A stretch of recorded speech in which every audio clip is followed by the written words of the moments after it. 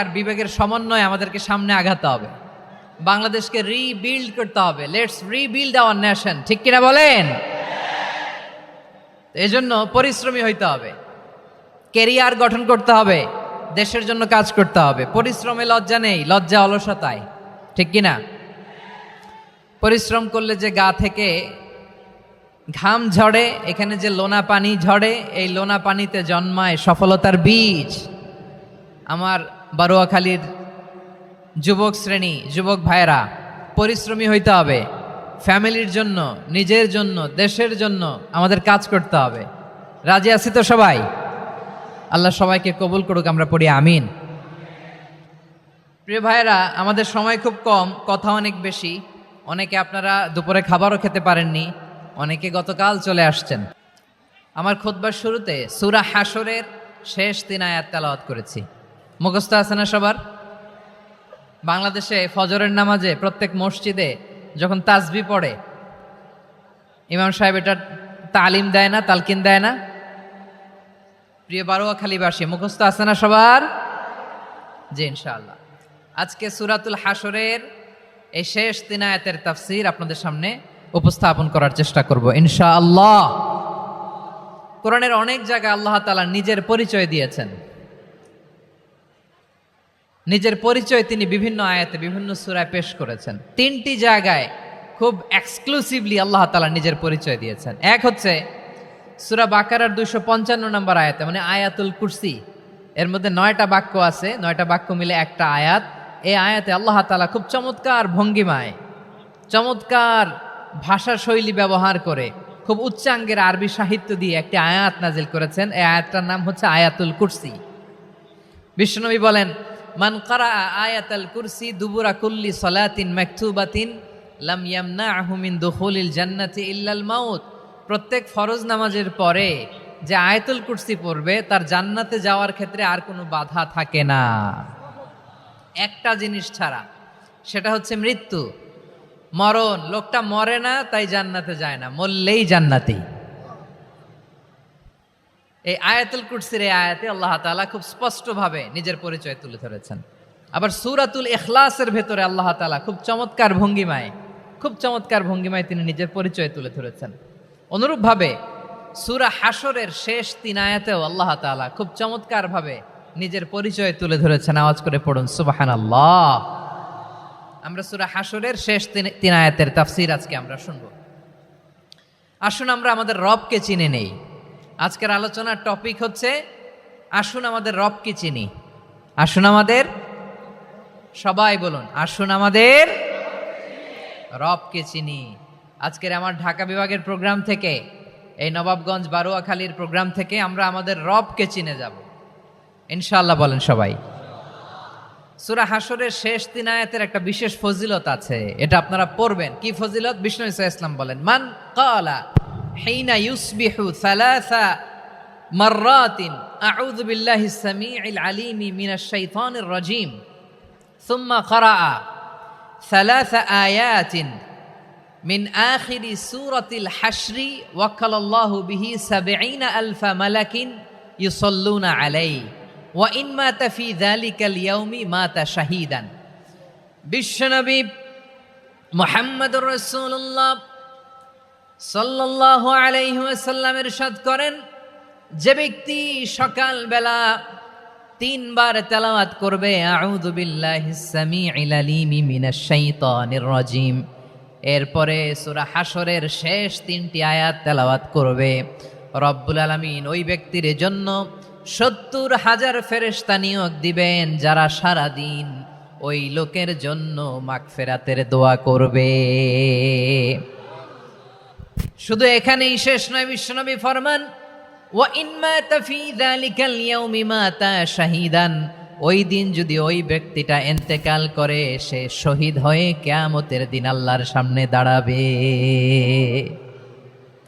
সকালবেলা যদি পড়েন 3 বার আউযু বিল্লাহিস সামিউল আলিম মিনাশ শাইতানির রাজীম 3 বার পড়ে সূরা হাশরের শেষ 3 আয়াত যদি তেলাওয়াত করেন, তাহলে আপনার জন্য আল্লাহ তাআলা ৭০,০০০ ফেরেশতা নিয়োগ করবে। সারা দিন তারা আপনার জন্য মাগফিরাতের দোয়া করবে। আর ওই দিন ইন্তেকাল করলে আল্লাহ তাআলা শহীদ হিসেবে আপনাকে কিয়ামতের দিন দাঁড় করাবে। সুবহানাল্লাহ, এত আস্তে।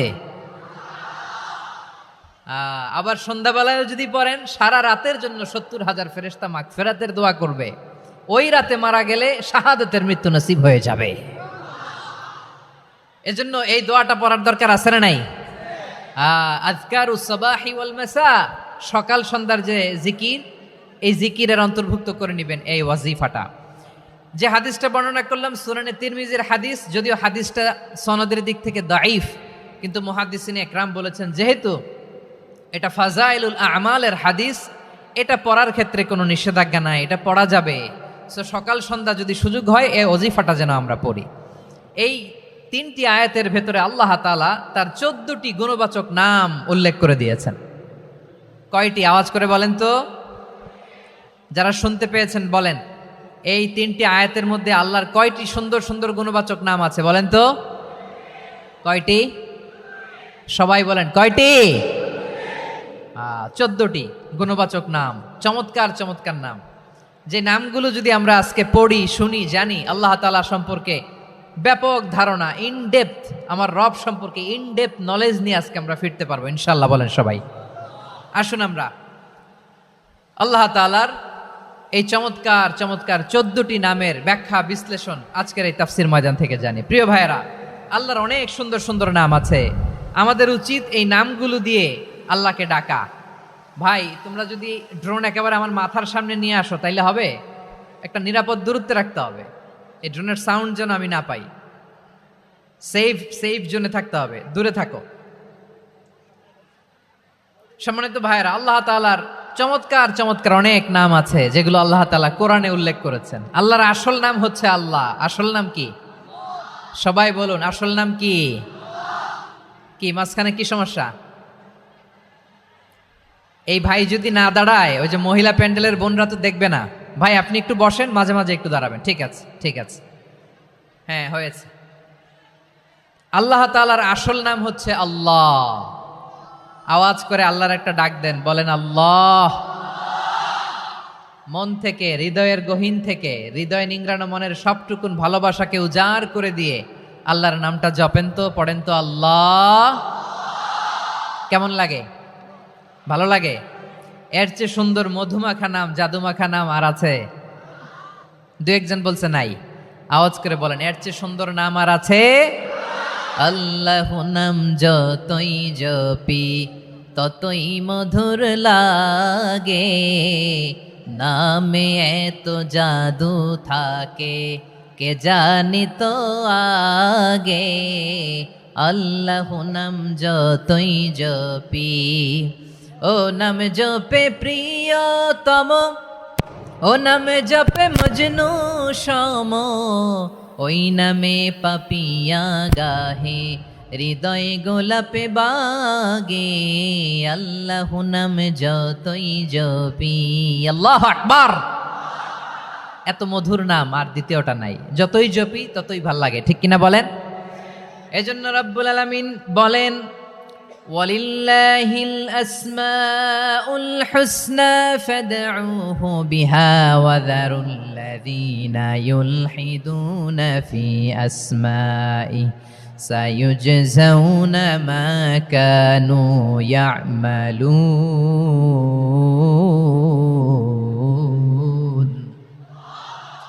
আল্লাহ বললেন, আমার অনেক সুন্দর সুন্দর নাম আছে, অনেকগুলো গুণবাচক সুন্দরতম নাম আছে। তোমরা এই নামগুলো ধরে আমি আল্লাহরে ডাকো, আর যারা আমি আল্লাহর নামের বিকৃতি ঘটায় তাদেরকে তোমরা বর্জন করো।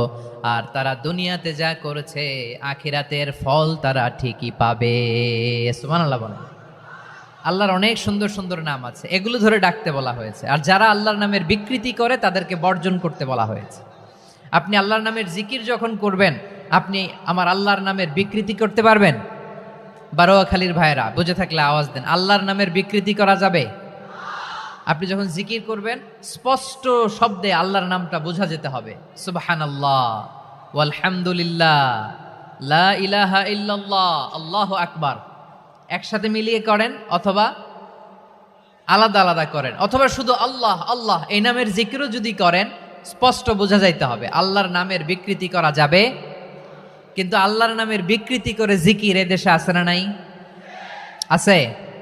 দেখবেন জিকিরের মধ্যে হুই হুই হুই হুই হুই এরকম করতেছে, আছে না নাই? সবাই মিলে লাফাচ্ছে, দফাচ্ছে, মাথা ঝুলাচ্ছে, আর কি কি যেন বলে, ওইটার মধ্যে আমি আল্লাহর নাম খুঁজে পাই না, এরকম আছে না নাই? হ্যাঁ, হই হই করে কিম্ভূত কিমাকার অদ্ভুত আওয়াজ করে তারা জিকির করে, সেখানে আল্লাহর নাম নাই। এই জিকির আল্লাহর কাছে গ্রহণযোগ্য হবে? আল্লাহ বলেন ওয়াযারুল্লাযীনা ইউলহিদুনা ফি আসমাইহি, খবরদার আমার নামের যারা বিকৃতি ঘটায় তাদেরকে তোমরা বর্জন করো। এজন্য জিকির যখন করব সুস্পষ্টভাবে আল্লাহ তাআলার নাম সেখানে থাকতে হবে, ঠিক কিনা বলেন? আবার আল্লাহ বলেন যেমন মনে চায় তেমন জিকির তোমরা করো না। ফাযকুরুল্লাহা কামা আল্লামাকুম মা লাম তাকুনু তা'লামুন, তোমরা জানতে না, আল্লাহ তোমাদের জানিয়েছেন কেমন করে আল্লাহর নামের জিকির করতে হয়, যেমন আল্লাহ শিখিয়েছেন তেমন করে আল্লাহরে ডাকো, ঠিক কিনা বলেন? আল্লাহ তাআলা যেমন শিখিয়েছেন তেমন ভাবে আল্লাহ তাআলাকে ডাকতে হবে, ঠিক ওই পদ্ধতিতে আল্লাহ তাআলার নাম জপতে হবে। কোন পদ্ধতিতে সেটাও আল্লাহ বলে দিচ্ছেন।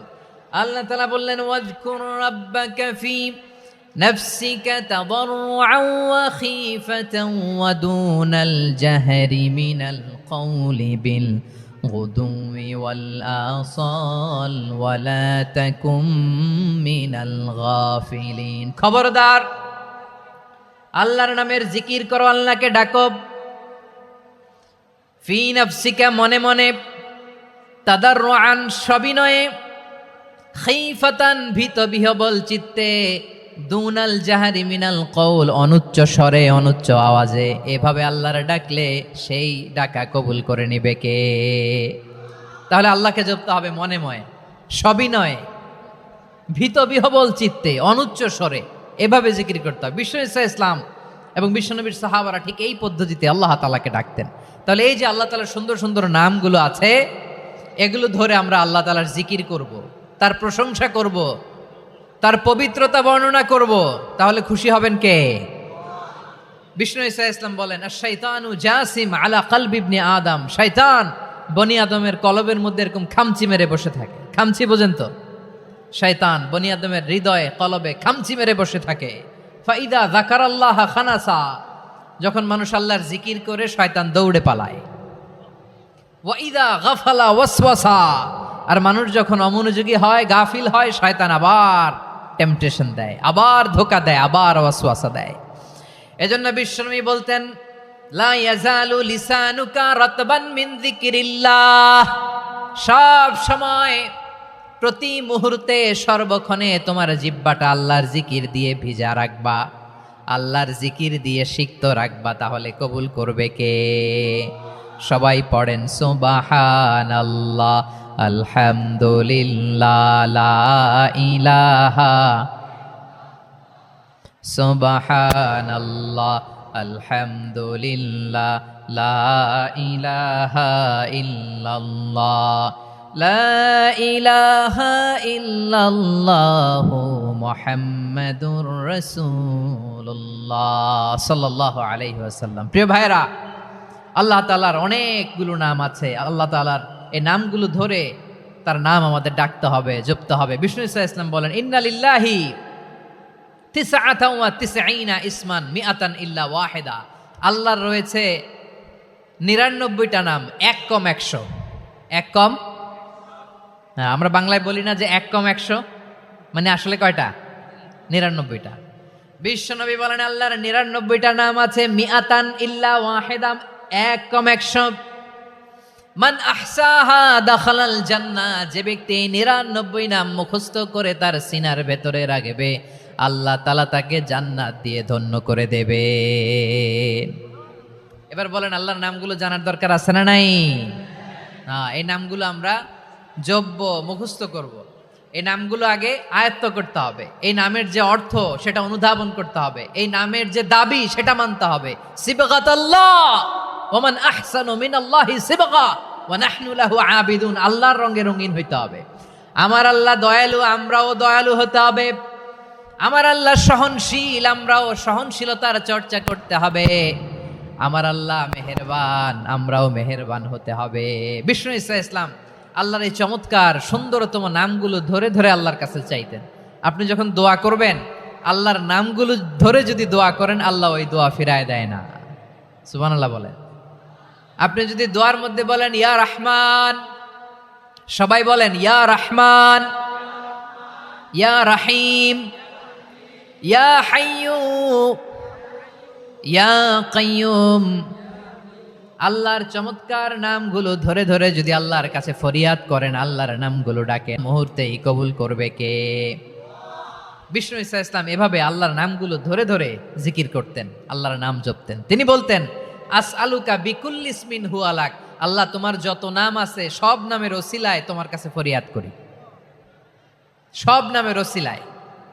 আনসালতাহু ফি কিতাবিক, যে নাম তুমি তোমার কিতাবে নাজিল করেছো। আও আল্লামতাহু আহাদাম মিন খালকিক, অথবা তোমার কোন সৃষ্টিকে তোমার নাম তুমি জানিয়েছো। আও ইস্তাসারতা বিহি ফি ইলমিল গায়বি ইনদাক, অথবা গায়েবের জ্ঞানে তুমি তোমার নিজের জন্য ওই নামগুলো সংরক্ষিত রেখে দিয়েছো। সব নামের ওসিলায় তোমার কাছে চাই। সুবহানাল্লাহ পড়েন। তার মানে আল্লাহ তোমার যে নামগুলো আমরা জানি এগুলার ওসিলায়ও চাই, যে নামগুলো আমরা জানি না সেগুলোর ওসিলায়ও চাই। আল্লাহর সব নাম আল্লাহ আমাদেরকে জানায় নাই, কিছু নাম জানিয়েছেন, কিছু নাম তিনি জানান নাই। সুবহানাল্লাহ বলেন। আল্লাহ তাআলা তার কিছু নাম কোরআনে উল্লেখ করেছেন, কিছু নাম স্পেশাল কিছু নবীদেরকে জানিয়েছেন, আর কাউকে জানান নাই। কিছু নাম তিনি কিয়ামতের দিন আমাদের সামনে প্রকাশ করবেন যে এইটাও আমার একটা নাম, এটা তোমরা কেউ জানতা না। সুবহানাল্লাহ, সারপ্রাইজ হিসেবে আল্লাহ তাআলা রেখে দিয়েছে, কেউ জানে না। কিয়ামতের দিন আল্লাহ তাআলা সেই নামগুলো জানাবেন। আর কিছু নাম আছে সেই নামগুলো আল্লাহ কোরআনেও বলে নাই, কোনো নবীরেও জানায় নাই, কিয়ামতের দিনও সারপ্রাইজ হিসেবেও জানাবে না। ওই নামগুলো স্বয়ং খোদ আল্লাহ ছাড়া কেউ জানে না। এজন্য বিশ্বনবী দোয়ার সময় বলতেন, আল্লাহ তোমার যে নামগুলো জানি, যে নামগুলো জানি না, সব নামের বরকতে তোমার দরবারে চাই, সব নামের ওসিলায় তোমার কাছে ফরিয়াদ করি। সুবহানাল্লাহ বলেন। তাহলে সূরা হাশরের মধ্যে আমরা আল্লাহর মোট কয়টা নাম পাবো দেখি, মনে আছে কিনা? হ্যাঁ, কয়টা? আওয়াজ করে বলেন কয়টা? মাশাআল্লাহ। এই 14টা শোনার আগ্রহ আছে? এই দু একজন যে ওঠা বসা করতেছেন, এই ডাস্টে তো ডাস্ট অ্যালার্জি হয়ে যাবে, ধুলাবালিতে আসার সময় তো অনেক ধুলা খাওয়াইছেন আমার এই জায়গায়। একটু শান্ত হয়ে বসেন, আমরা শান্ত হয়ে বসি, অল্প কিছু সময় কিছু কথা আলোকপাত করব, তারপর আমরা বিদায় নিব। উঠবো না, কেউ দাঁড়াবো না, উঠবো না। সেই গতকাল থেকে, গত রাত থেকে আমি দেখেছি তো আপনাদের কাণ্ড কারখানা, ভিডিওতে দেখেছি, কাঁথা বালিশ নিয়ে গত রাতে চলে আসছে। তো অনেক কষ্ট করে অনেক সময় অপেক্ষা করেছেন, আর অল্প কিছু কয়েক মিনিট আপনারা বসেন, আমরা একসাথে বিদায় নেব ইনশাআল্লাহ। তাহলে প্রিয় বারুয়াখালীবাসী, বলেন তো সূরা হাশরের শেষ 3 আয়াতে আল্লাহর কয়টা নামের দেখা মিলবে? সবাই একসাথে আওয়াজ করে কয়টা? আসুন আমরা শুরু করে দিই। আল্লাহ তাআলা বলছেন, হুয়াল্লাহুল্লাযী লা ইলাহা ইল্লা হুয়া আলিমুল গায়বি ওয়াশ শাহাদাতি হুয়ার রহমানুর রহিম। আল্লাহ বলেন হুয়াল্লাহ, তিনি হলেন আল্লাহ, আল্লাযী লা ইলাহা ইল্লা হু, তিনি ছাড়া কোনো ইলাহ নাই। আছে নাকি? বারুয়াখালীবাসী আওয়াজ করে বলেন তো দেখি, আমাদের ইলাহ কয়জন? আর জোরে বলেন। একজন হইলে ভালো না বেশি হইলে ভালো? ওয়া ইলাহুকুম ইলাহু ওয়াহিদুন লা ইলাহা ইল্লা হুয়ার রহমানুর রহিম। আল্লাহ বলেন তোমাদের ইলাহ হলো একজন, তিনি ছাড়া কোনো ইলাহ নেই, তিনি দয়াময়, তিনি মেহেরবান। ইলাহ যদি একজন না হয়ে দুইজন হতো, ঝামেলা আছে না নাই? লাউ কানা ফীহিমা আলিহাতুন ইল্লাল্লাহু লাফাসাদাতা, আকাশ এবং জমিনের মধ্যে ইলাহ একজন না হয়ে যদি মাত্র দুইজন হতো, আকাশ জমিন ভেঙে খান খান হয়ে যেত। ঠিক কিনা বলেন? দুইজন ইলাহ হইলে খান খান হয়ে যেত। আমাদের রব একজন হইলে ভালো না বেশি হইলে ভালো? কথা বুঝতেছেন? আরে একজনের তো মন জোগায় চলতে পারি না, ঠিক কিনা? হ্যাঁ, একজন, তিনি যে আদেশগুলো দিয়েছেন আমাদের দুর্বলতার কারণে আমরা তো পারি না। যদি 10 জন হইতো, ওই 10 জনরে হ্যাপি করতে পারতাম, তাদেরকে স্যাটিসফাই করা যেত এত সহজে? 10 জনের 10 নিয়ম থাকতো। একজন বলতো আমার সেজদা দিবি সকালে, আরেকজন বলবে আমার জন্য নামাজ পড়বি 3 বার, আরেকজন বলবে আমার জন্য যাকাত দিবি এতবার, আরেকজন বলতো আমার জন্য কুরবানি দিবা এতবার। তাহলে আমাদের জন্য কঠিন হয়ে যেত, ঠিক কিনা? যদি ইলা একজন না হয়ে একাধিক হতো, একজন বলতো না আমি মহাবিশ্ব এভাবে চালাবো, আরেকজন বলতো না আমার মন চায় এভাবে, আমি এভাবে চালাবো, একজন বলতো সূর্য আমি পূর্ব দিকে উঠাবো, আরেকজন বলতো না আমি দক্ষিণ দিকে উঠাবো, আরেকজন বলবে না আমি উত্তর দিকে উঠাবো। এরকম আছে না নাই? ঝামেলা লেগে যেত। এজন্য বেশি রব হইলে আমাদের জন্য ঝামেলা, খোদা বেশি হইলে আমাদের লস। একজন হওয়াতে আমরা বেঁচে গেছি। বারোয়াখালীবাসী আওয়াজ করে না, কথা বলে না। রব খোদা একজন হওয়াতে আমাদের সুবিধা হয়েছে না? এজন্য আল্লাহ বলেন লা ইলাহা ইল্লাহু, তিনি ছাড়া তোমাদের কোনো ইলাহ নাই, তিনি একজন। লা ইলাহা ইল্লাহু আলিমুল গায়বি ওয়াশ শাহাদা, তিনি প্রকাশ্যেরও মালিক অপ্রকাশ্যেরও মালিক। তিনি যেটা ওপেন এটাও জানেন, যেটা গোপন সিক্রেট ওইটাও জানেন। আলিমুল গায়বি ওয়াশ শাহাদা, তিনি গায়েবের মালিক, গায়েবের জ্ঞানী, যেটা দেখা যায় না, অদৃশ্য, জানা নাই, এটাও তিনি জানেন। এগুলো জানতে তার কোনো মাধ্যমের প্রয়োজন হয় না। অতীতে কি হয়েছে, বর্তমানে কি চলছে, ভবিষ্যতে কি হবে, সব তার জ্ঞানের ভেতরে আছে না নাই? এজন্য আল্লাহ বললেন আলিমুল গায়বি ওয়াশ শাহাদা, তিনি গায়েবের জ্ঞান রাখেন, তিনি দৃশ্য জগতের জ্ঞান রাখেন, তিনি প্রকাশ্য জগতের জ্ঞান রাখেন, তিনি গোপন জগতের জ্ঞান রাখেন। তার কাছে কোনো কিছু গোপন নাই, ঠিক কিনা বলেন? হুয়ার রহমানুর রহিম, তিনি হলেন দয়াময়, তিনি হলেন মেহেরবান। এই যে শুরু হলো 14 নামের প্রথম 2টা, আর রহমান আর রহিম। হুয়ার রহমানুর রহিম, তিনি হলেন the most gracious, the most merciful, তিনি দয়াময়, তিনি অতিশয় মেহেরবান। সুবহানাল্লাহ বলেন। তার দয়ার কোনো শেষ নাই, তার মায়ার কোনো শেষ নাই। আল্লাহ, তাহলে 14টা নামের মধ্যে কয়টা পাইলাম? একটা কি? আর রহমান। বারোয়াখালীবাসী বুঝে থাকলে আওয়াজ করে বলেন, প্রথমটা কি? 2 নাম্বার আর রহিম। আওয়াজ করে বলেন 2 নাম্বার। আওয়াজ করে সবাই গলা ছেড়ে দিয়ে উত্তর দেন তো, প্রথম নামটা কি? দ্বিতীয় নামটা? আর রহিম। রহমান আল্লাহর one of the major names, আল্লাহর মৌলিক নামগুলোর মধ্যে গুরুত্বপূর্ণ একটা নাম হচ্ছে রহমান। গুরুত্বপূর্ণ নাম কি? রহমান, দয়ার সাগর, মায়ার সাগর।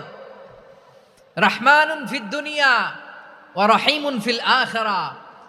এই দুনিয়ার জন্য আল্লাহ রহমান, দুনিয়াতে আল্লাহ সবাইরে দয়া করে, কাফিররেও করে, মুসলিমরেও করে। আর আখিরাতের জন্য তিনি রহিম, সেখানে কাফির মুশরিকদের জন্য আল্লাহর পক্ষ থেকে কোনো দয়া থাকবে না। চিল্লায় বলেন ঠিক কি না?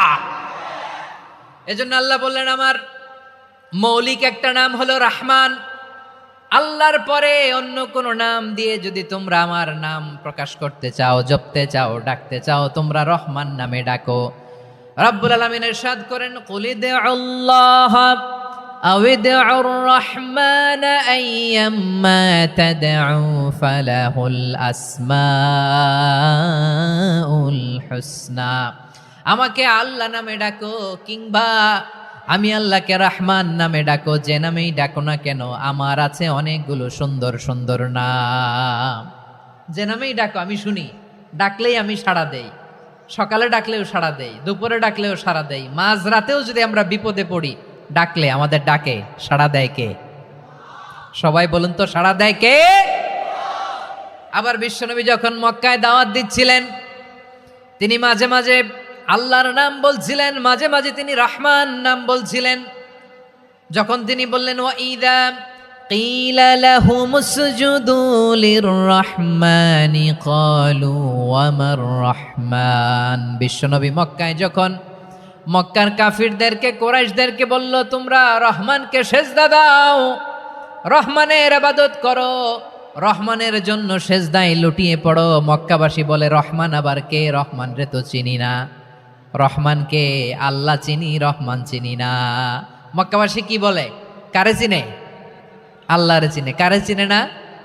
রহমান কে তো চিনি না। রহমান আবার কোত্থেকে আসলো? কে Rahman? Who is this Rahman? যখন তারা বলে রহমান রে চিনি না, আল্লাহর গায়রতে আঘাত লেগেছে। আল্লাহ বলে রহমান রে চিনো না, না? তাদেরকে চিনানোর জন্য আল্লাহ ৭৮ আয়াত বিশিষ্ট আর রহমান নামে কোরআনে একটা সূরা নাজিল করেছেন। যখন মক্কার কুরাইশরা বলে আল্লাহ চিনি রহমান চিনি না, আল্লাহ বলে রহমান রে চিনো না, তাহলে চিনে নাও রহমান নামে তিনি ৭৮ আয়াত বিশিষ্ট কালামুল্লাহ মাজিদে একটা গোটা সূরা নাজিল করে দিয়েছেন। তিনি নাজিল করলেন আর রহমানু আল্লামাল কুরআনা খালাকাল ইনসানা আল্লামাহুল বায়ান। দয়াময় রহমান শেখালেন কোরআন, বানালেন ইনসান শেখালেন বায়ান। দয়াময় রহমান শেখালেন কোরআন, বানালেন ইনসান শেখালেন বায়ান। দয়াময় রহমান শেখালেন কোরআন, বানালেন ইনসান শেখালেন বায়ান। পড়েন আল্লাহু আকবার। আল্লাহ বলে রহমান কারে বলে চেনো না, শুনে নাও। ৭৮ আয়াত বিশিষ্ট গোটা একটা সূরা নাজিল করে দিলাম, সূরাতু আর রহমান। আর রহমান তিনি দয়ালু, আল্লামাল কোরআন তিনি মানুষকে কোরআন শিখিয়েছেন, খালাকাল ইনসান মানুষ বানিয়েছেন, আল্লামাহুল বায়ান মানুষকে কথা বলা বর্ণনা করা শিখিয়েছেন। পড়েন সুবহানাল্লাহ। গোটা একটা সূরা নাজিল করেছেন, সূরাতু আর রহমান। আমার বারোয়াখালীর ভাইয়েরা, তার নাম হচ্ছে আর রহমান আর রাহিম, মানে দয়াময় মেহেরবান। তার দয়া যে কত বেশি আপনি কল্পনাও করতে পারবেন না, আপনি কল্পনাতেও আনতে পারবেন না তার দয়া কত বেশি। বিশ্বনবী সাল্লাল্লাহু আলাইহি ওয়াসাল্লাম ফরমান, লাম্মা কাদাল্লাহুল খালকা কাতাবা ইনদাহু ফাওকা আরশিহি। আল্লাহ যখন মহাবিশ্বের সব সৃষ্টি করে সারলেন, তিনি আরশের উপরে লিখলেন সাবাকাত রাহমাতি গাদাবি। সাবাকাত রাহমাতি গাদাবি কোথায় লিখছে? আরশের উপরে। আওয়াজ করে বলেন তো কোথায় লিখেছে? আরশের উপরে আল্লাহ লিখলেন সাবাকাত রাহমাতি গাদাবি। এর মানে হলো আমার দয়ার কাছে, আমার ভালোবাসার কাছে আমার ক্রোধ পরাজয় বরণ করেছে। আমার দয়ার কাছে আমার রাগ কিংবা ক্রোধ পরাজয় বরণ করেছে। মানে আমি আল্লাহর দয়া আছে, আবার আমি আল্লাহর ক্রোধ বা রাগ আছে, কিন্তু আমি আল্লাহর রাগের চেয়ে দয়া বেশি। আওয়াজ করে বলেন আল্লাহর রাগ বেশি না দয়া বেশি? আল্লাহর যদি রাগ থাকতো আমরা বাঁচতে পারতাম? যে পরিমাণে আকাম কুকাম আমরা করি, অপকর্ম করি, অন্যায় করি, জুলুম করে জুলুমের আড্ডাখানা বানিয়ে রেখেছি গোটা দুনিয়াকে, আল্লাহ যদি মুহূর্তে মুহূর্তে রেগে যেতেন আমরা বাঁচতে পারতাম? মহাবিশ্ব সৃষ্টির পরেই তিনি আরশের উপরে লিখেছেন সাবাকাত রাহমাতি গাদাবি, মানে আমি আমার দয়ার কাছে আমি আল্লাহর ক্রোধ, রাগ, ক্ষোভ এটা পরাজিত হয়েছে। সুবহানাল্লাহ বলেন। আবার বিষ্ণু বললেন জাআলাল্লাহুর রাহমাতা মিয়াতা জুজ। আল্লাহ দয়ার ভালোবাসাকে 100 টুকরা করলেন, 99 টুকরা দয়া মায়া ভালোবাসা আল্লাহ নিজের কাছে রেখে দিলেন, আর 1 টুকরা দয়া মায়া ভালোবাসা আল্লাহ গোটা বিশ্বের সবার মাঝে ঢেলে দিলেন। দয়া মায়া ভালোবাসা 100 টুকরা করে আল্লাহ নিজের কাছে রাখছেন কয় টুকরা? সবাই বলেন 99 টুকরা। আর গোটা বিশ্বের সবার মাঝে ভাগ করে দিয়েছেন কয় টুকরা? এবার এই 1 টুকরার নমুনা দেখেন তো পৃথিবীতে। স্বামী স্ত্রীর জন্য কত ভালোবাসা, বন্ধু বন্ধুর জন্য কত ভালোবাসা, গার্লফ্রেন্ড বয়ফ্রেন্ডের জন্য গলায় ফাঁস লাগায়, আছে না নাই? এই এখন গলার আওয়াজ বাড়ছে ইয়াংদের। হুজুর এখন গার্লফ্রেন্ড বয়ফ্রেন্ডের ভিতরে ঢুকছে, এখন আমরা আছি হুজুর। জেগে উঠছে বারোয়াখালী। দেখেন এই তো কয়েকদিন আগেই তো, কত বছরের 12 না কত বছরের এক মেয়ে, কত বছর? 11। ওই দেখেন সব মুখস্থ দুষ্টগুলার, আর কিছু মুখস্থ না থাকলে এগুলো মুখস্থ। 11 বছরের, তারে কি বলবো, তরুণীও তো না, কিশোরী। এই কিশোরী ভালোবাসার টানে বাপ মা থুইয়া চলে গেছে কোথায়? দেখেন ভালোবাসারে আল্লাহ 100 টুকরা করেছেন, 99 টুকরা ভালোবাসা আল্লাহ নিজের জন্য রেখেছেন, 1 টুকরা আমাদের সবাইকে ভাগ করে দিয়েছেন। যত পাখি আছে পৃথিবীতে, যত মাছ আছে, যত প্রাণী আছে, যত মানুষ আছে, যত জিন আছে, আমরা সবাই মিলে পেয়েছি ভালোবাসার কয় টুকরা? আর আরশে আজিমের অধিপতি আল্লাহ তিনি তার কাছে ভালোবাসা রেখে দিয়েছেন কয় টুকরা? তাহলে এবার আওয়াজ করে বলেন, আল্লাহর রাগ বেশি নাকি দয়া বেশি? আল্লাহ তুমি দয়ার সাগর, রহমানুর রহিম, তোমার দয়াই পূর্ণ আমার সারা নিশিদিন। সবাই পড়েন, আল্লাহ তুমি দয়ার সাগর, রহমানুর রহিম, তোমার দয়াই পূর্ণ আমার সারা নিশিদিন। আল্লাহু আকবার। আল্লাহ বলেন, রাহমাতি ওয়াসিআত কুল্লা শাই, গোটা বিশ্বের সব জায়গায় আমি আল্লাহর রহমত বিস্তৃত, এমন কোন জায়গা নাই যেখানে আমি আল্লাহর রহমত নাই। ঠিক কিনা বলেন? এমন কোন জায়গা নাই আমি আল্লাহর রহমত নাই। আমি আল্লাহর রহমত ছাড়া গাছের একটা পাতা নড়ে না। আমি আল্লাহর দয়ার রহমত ছাড়া গাছের একটা পাতা পড়ে না। আমি আল্লাহর দয়ার রহমত ছাড়া আকাশ থেকে এক ফোঁটা বৃষ্টি ঝরে না। তিনি হলেন রহমান, তিনি হলেন রাহিম। ঠিক কিনা বলে? আল্লাহরে চিনতেছেন? আলোচনার বিষয় কি? আসুন আমাদের রবকে চিনি। তিনি হলেন আর রহমান, তিনি হলেন আর রাহিম। তার দয়ার কোনো শেষ নাই, তার মায়ার কোনো শেষ নাই। বনি ইসরাইলের এক লোক 500 বছর আল্লাহর ইবাদত করেছে। কয় বছর? কোথায় জানেন? সাগরের মাঝখানে এক পাহাড়। ওই পাহাড়ের উপরে বসে 500 বছর টানা আল্লাহর ইবাদত। দিনে আর রাতে একবার করে নিচে নামতেন।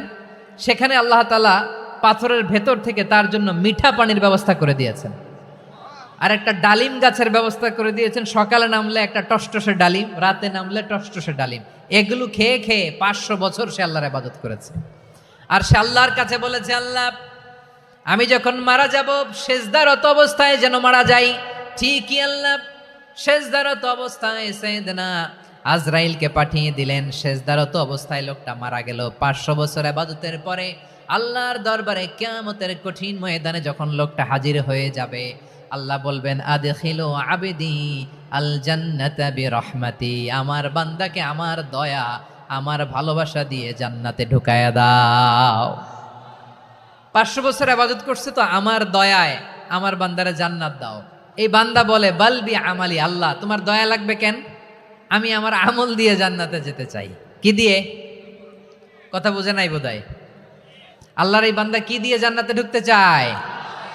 আমল দিয়ে। আল্লাহ বলছে, আমার দয়ায় আমার বান্দারা জান্নাতে নিয়ে যাও ফেরেশতারা। এ বলে, আল্লাহ তোমার দয়া লাগবে কেন? সেজদা তো কম দেই নাই, জিকির করতে করতে 500 বছর শেষ করে দিলাম, আবার তোমার দয়া লাগবে? আমি তো আমার আমলেই জান্নাতে যেতে পারি। আল্লাহ বলবেন, তাই ঠিক আছে, আমি চাইলাম দয়া দিয়ে জান্নাত দিব, তুমি চাইলে আমল দিয়ে ঢুকবা। ঠিক আছে, তোমার আমল আর আমার যে দয়া, দুইটার একটু মাপ দেই। তোমার 500 বছরের ইবাদত এক পাল্লায় রাখো। আর আল্লাহ বললেন, আমি যে দয়া করে এই দুনিয়ার নাজ নেয়ামত বিউটি সৌন্দর্য দেখার জন্য তোমার 2টা চোখ দিয়েছিলাম, 2টা নয়, একটা চোখ আরেক পাল্লায় রাখো। রাখা হবে, দেখা যাবে ওই 500 বছরের ইবাদত হালকা হয়েছে, আর মুহূর্তের মধ্যে আল্লাহর দেয়া একটা চোখের নেয়ামত ভারী হয়ে গিয়েছে। আল্লাহ বলবেন, তোমার কথা মতো মাপ দেয়া হলো, এবার ফলাফল দেখো। হিসাব বলে, তুমি এখন জাহান্নামে যাবা, go to the hell fire, যাও এবার জাহান্নামে যাও। মাপ জোখে যখন আসছো আমার সাথে হিসাব ক্যালকুলেশন, যাও তুমি এবার জাহান্নামে যাবা। এবার লোকটা কাচুমাচু করে বলে, আল্লাহ আমি বুঝি নাই, আল্লাহ আমি বুঝতে পারি নাই, খেয়াল করি নাই, তুমি আমারে ক্ষমা করো, তুমি আমারে মাফ করো। ও আল্লাহ, এবার আমি টের পেয়েছি, এবার আমি বুঝতে পেরেছি, তোমার দয়া ছাড়া দুনিয়ায় কেউ জান্নাতে যেতে পারবে না, কেউ পারবে না। আল্লাহ বললেন, ওরে গোলাম, তুই তো কিছুই ছিলি না, অস্তিত্বহীনতা থেকে তোরে অস্তিত্বে আনলো কে? ওই ছোট্ট শুক্রাণু থেকে মায়ের পেটে 9 মাস তোরে খাবার দিয়েছে কে? আবার সুস্থতার সাথে দুনিয়ার বুকে তোরে ডেলিভারির ব্যবস্থা করে দিল কে? আবার তোর মায়ের বুকের ভেতরে 2টা খাবারের লাইনের ব্যবস্থা করে দিল কে? আবার তোকে শৈশব পেরিয়ে কৈশোর পেরিয়ে তারুণ্য, তারপরে যৌবন, এগুলো দান করলো কে? তার চেয়েও বড় কথা, পাহাড়ের মাঝখানে, সাগরের মাঝখানে 500 বছর ইবাদত করার শক্তি তোর গায়ে দিয়েছে কে? এই সাগরের মধ্যে লোনা পানি, লবণের পানি মুখে দেয়া যায় না, সেখান থেকে আমি পাহাড়ের ভেতর থেকে মিঠা পানির ব্যবস্থা করে দিলাম। ওই জায়গায় তোরে রিজিকের বন্দোবস্ত করলো কে? সকাল বিকাল 2 বেলা টসটসে ডালিম খাওয়ার ব্যবস্থা করে দিল কে? তোর আবদার ছিল আল্লাহ আপনি আমার সেজদারত অবস্থায় রুহু কবজ করবেন, তোর শেষ আবদারটাও পূরণ করেছে কে?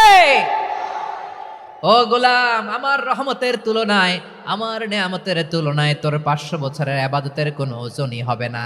গোটা বিশ্বের কেউ কোনোদিন আমার জান্নাতে ঢুকতে পারবে না আমি আল্লাহর দয়া ছাড়া। হুয়ার রহমানুর রহিম, তিনি দয়াময়, তিনি মেহেরবান। জিব্রাইল আলাইহিস সালাম বিশ্বনবীর এই লম্বা হাদিসটা যখন শোনালেন, আমি যা যা বলছি এটা বিশাল এক হাদিসের অনুবাদ। বললেন, ইয়া মুহাম্মদ, এই দুনিয়ার সবটাই চলে আল্লাহর রহমত দিয়ে। হাদিসের শেষ কথা, সব চলে আল্লাহর কি দিয়ে? তখন বিশ্বনবী সাহাবাদের বললেন, ও সাহাবারা শোনো, আল্লাহর জান্নাতে কেউ কোনোদিন প্রবেশ করতে পারবে না তার রহমত ছাড়া। সাহাবারা বললেন, ইয়া রাসূলুল্লাহ, আপনিও না? আপনিও কি আল্লাহর রহমত ছাড়া প্রবেশ করতে পারবেন না? বিশ্বনবী বললেন, না, আমিও না। আমি বিশ্বনবীও আল্লাহর জান্নাতে আল্লাহর রহমত ছাড়া ঢুকতে পারবে না। তবে কিয়ামতের দিন আল্লাহর রহমত আমার চারদিকে বেষ্টনী দিয়ে থাকবে। আল্লাহ নিজের পরিচয় দিয়ে বললেন, আলিমুল গায়বি ওয়াশ শাহাদাতি হুয়ার রহমানুর রহিম। আমি হলাম রহমান, আমি রাহিম। আল্লাহরে চিনছেন? ওবারও খালির ভাইয়েরা, আপনার রবকে চিনতে পারতেছেন? তিনি দয়ার সাগর, তিনি মায়ার সাগর। তার দয়ার সাগর যে কত বড় আপনার কল্পনাতেও নাই। এজন্য আপনার পাপ যত বড় হোক, অন্যায় যত বড় হোক, অপরাধ যত বড় হোক, আপনার জুলুম যত বড় হোক, আল্লাহর রহমান নামের দরিয়া তার চাইতেও বড়। আল্লাহ বললেন, খুলিয়া ইবাদিয়াল্লাযীনা আসরাফু আলা আনফুসিহিম লা তাকনাতু মির রাহমাতিল্লাহ ইন্নাল্লাহা ইয়াগফিরুয যুনুবা জামিআ ইন্নাহু হুয়াল গফুরুর রহিম। ও আমার গুনাহগার বান্দারা শোনো, জুলুম করেছো, ভুল করেছো, অন্যায় করেছো, আল্লাহর রহমত থেকে নিরাশ হয়ো না। আমরা বিশ্বাসীরা কশিনকালে আল্লাহর রহমত থেকে নিরাশ হব না, ঠিক কিনা বলেন? আল্লাহর রহমত থেকে নিরাশ হবেন? ভুল করে ফেলছেন, আরে ভুল তো সবাই করে। পাপ হয়েছে, আরে পাপ তো সবার আছে, আমরা সবাই পাপী, সবাই পাপী। যত পাপ হোক, ভুল হোক, অন্যায় হোক, অনুতপ্ত হয়ে তওবা করে, ওযু করে, জায়নামাজটা বিছিয়ে সেজদা দিয়ে চোখের পানি ছাড়েন। চোখের বেয়ে পড়া পানি আল্লাহর কাছে যে কত প্রিয়। অনুতপ্ত বান্দার চোখের পানির ফোঁটা তার চোখ বেয়ে, নাকের ডগা বেয়ে জমিনে ড্রপ করার আগেই আল্লাহর ওই বান্দার সব গুনাহ মাফ করে দেয়। আল্লাহ বললেন, আমি রহমানুর রহিম, আমি দয়াময়, আমি মেহেরবান।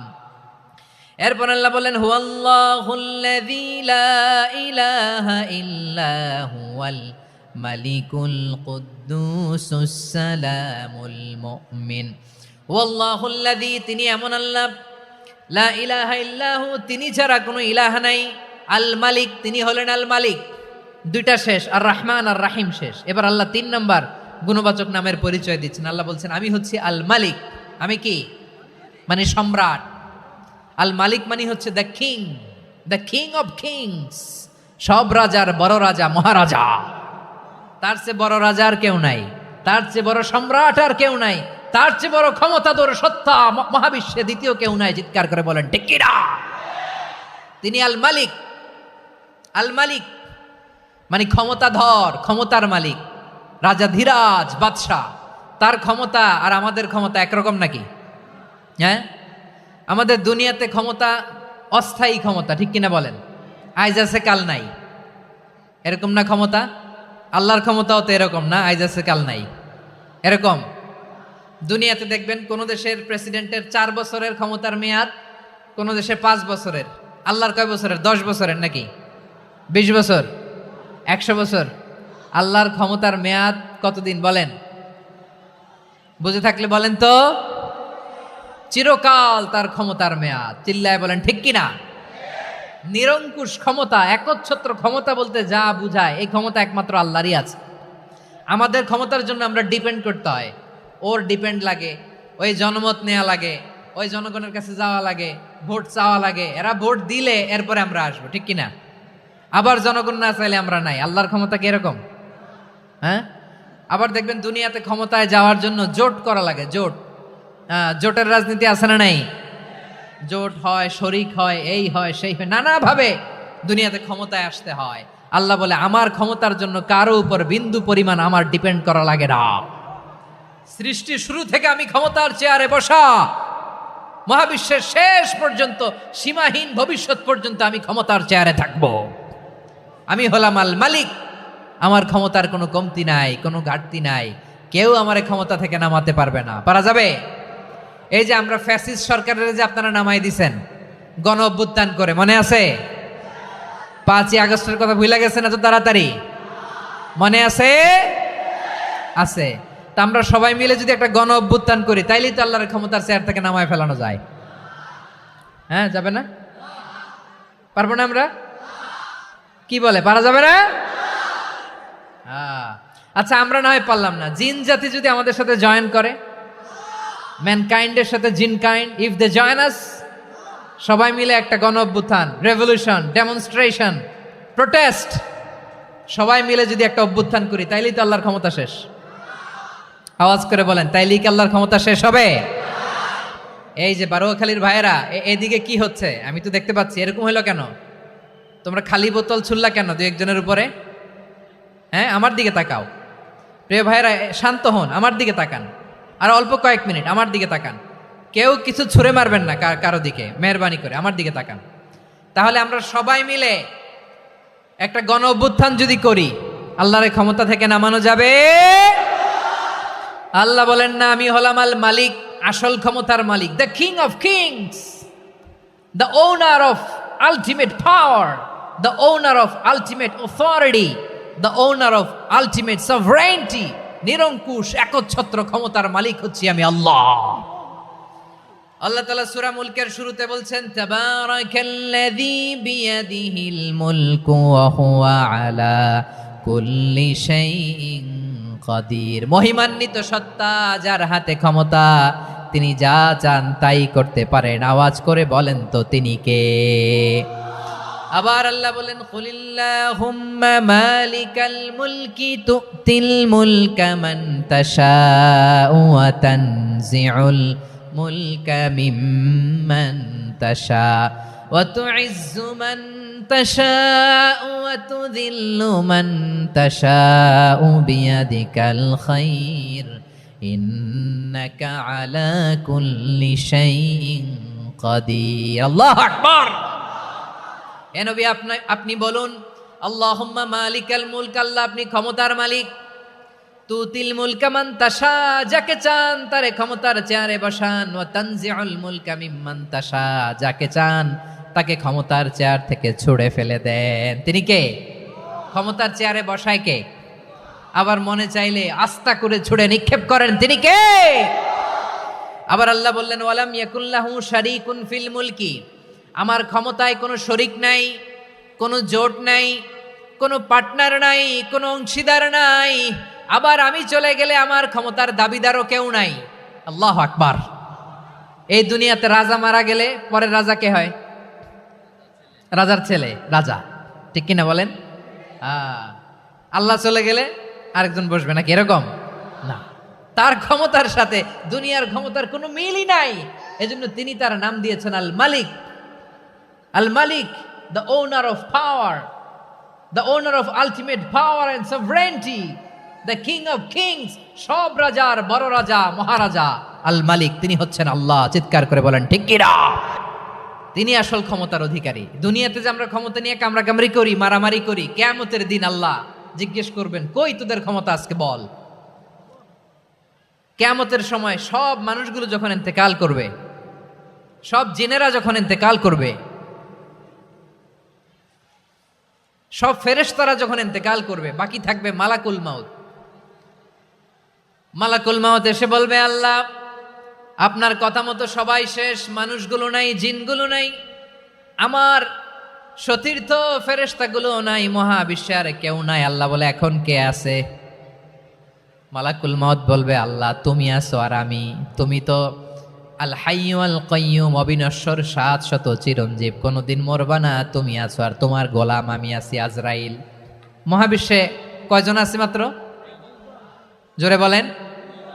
এক হচ্ছেন, আর হচ্ছে মালাকুল মাউত। আল্লাহ তুমি আছো আমি আছি, আল্লাহ বলবে ঠিক আছে, এবার তোমার মরণের পালা, মুত ইয়া মালাকাল মউত, হে মৃত্যুর ফেরেশতা তুমি মরো। মালাকুল মাউত আল্লাহর আদেশ বাস্তবায়ন করতে যে বিকট একটা চিৎকার দিয়ে মৃত্যুবরণ করবে।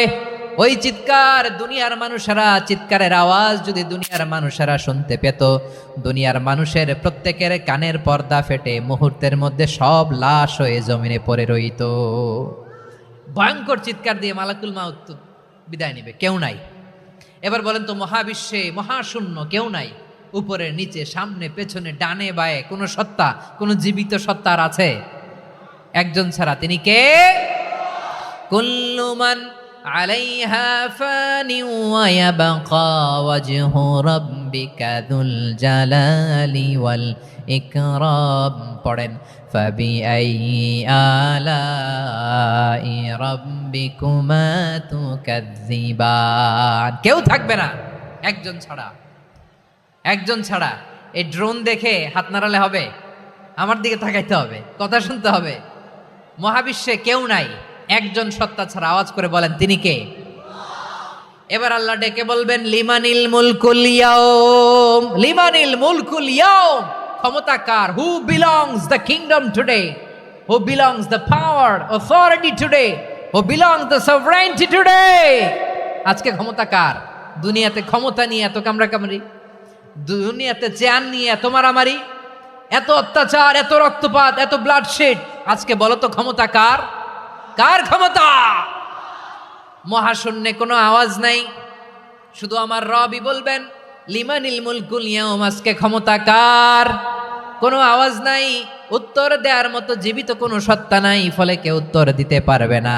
আল্লাহ নিজেই প্রশ্নের উত্তর দিয়ে বলবেন, লিল্লাহিল ওয়াহিদিল কাহ্হার। একচ্ছত্র অধিপতি, ক্ষমতার মালিক আল্লাহ ছাড়া কারোর জন্য কোনো ক্ষমতা নাই। চিল্লায় বলেন ঠিক কি না? তাহলে আর রহমান আর রাহিমের পরে আমরা জানলাম আমার আল্লাহর আরেকটা সুন্দর গুণবাচক নাম হচ্ছে আল মালিক। কি নাম? আল মালিক, মানে দ্য কিং, রাজাধিরাজ, সব রাজার বড় রাজা, মহারাজা। এরপরে 4 নম্বরে আল্লাহ বললেন আল কুদ্দুস, তিনি হলেন আল কুদ্দুস। আল কুদ্দুস মানে হচ্ছে অতি পবিত্র, মহাপবিত্র, the most holy, the absolutely pure, যার কোনো খুঁত নাই। আল্লাহর কোনো খুঁত আছে? তিনি মহাপবিত্র।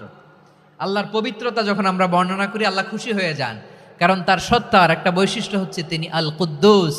বারোয়াখালীবাসী আল্লাহর নামটা একটু জপেন না, বলেন আল কুদ্দুস।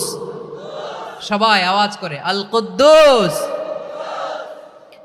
অতি পবিত্র, তার মধ্যে কোনো অপবিত্রতার ছিটে ফোঁটা নাই, মহাপবিত্র, the most pure, the most holy, অতি পবিত্র।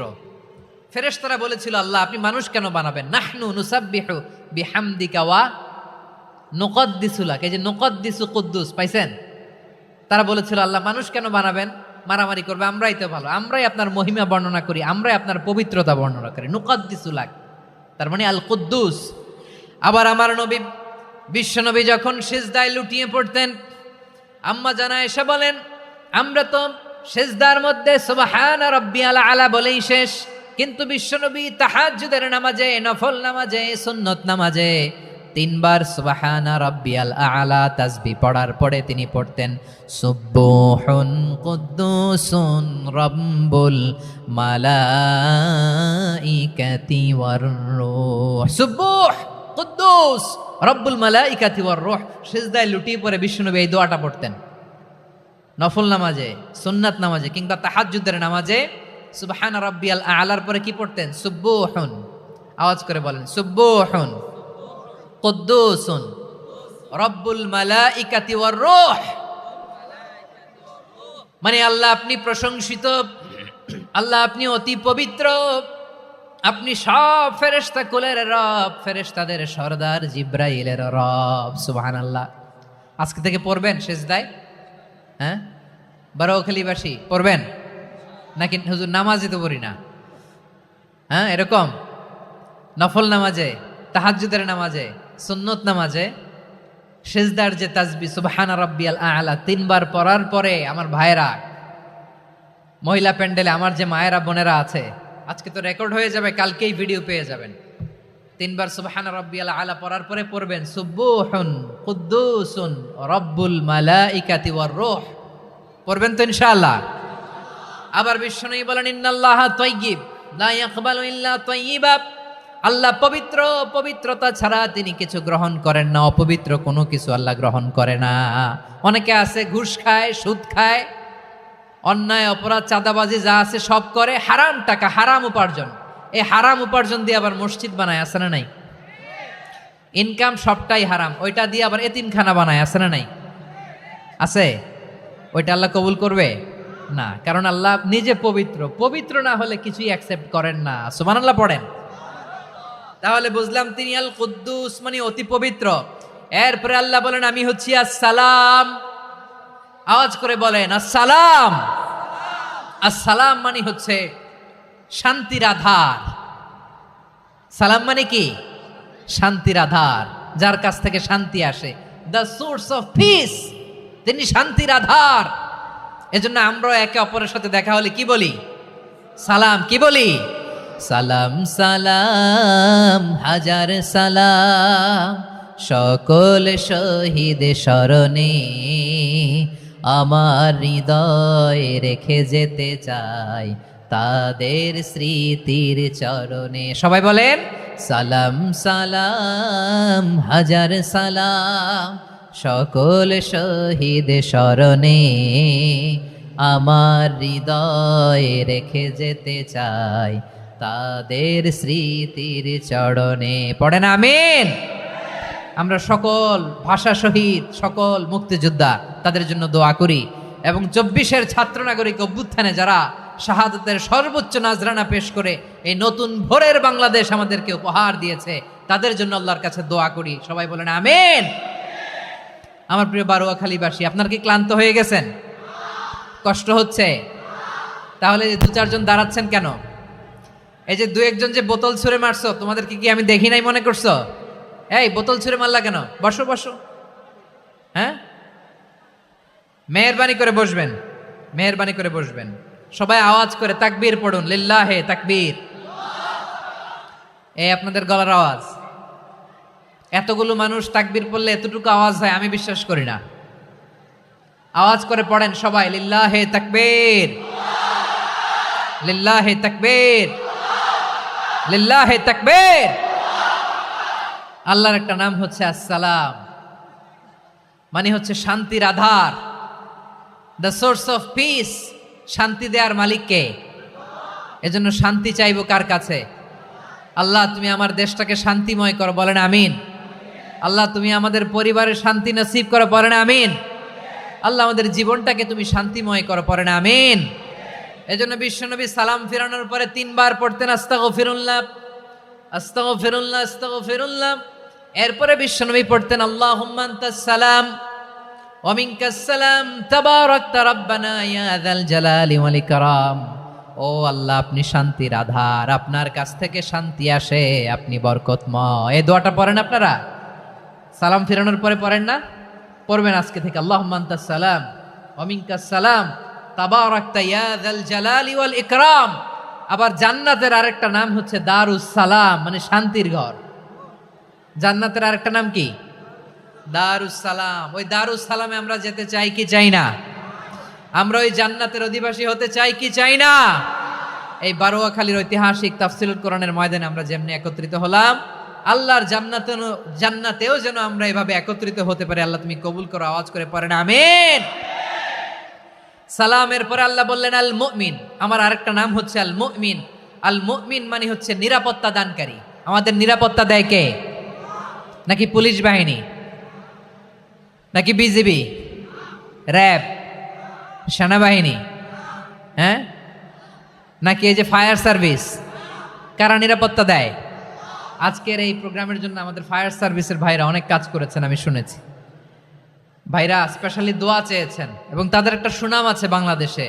জীবনের ঝুঁকি নিয়ে ফায়ার সার্ভিস বাহিনী তারা বিপন্ন মানবতাকে রক্ষা করে, ঠিক কিনা বলেন? আমি ভাইদের জন্য দোয়া করি, এই ফায়ার সার্ভিস ইউনিটকে, এই ডিপার্টমেন্টকে আল্লাহ তাআলা তুমি কবুল করো। ওনারা আমাদের শৃঙ্খলা, শান্তি শৃঙ্খলা, সিকিউরিটি এনশিওর করেন, কিন্তু আসল নিরাপত্তা দেওয়ার মালিক কে?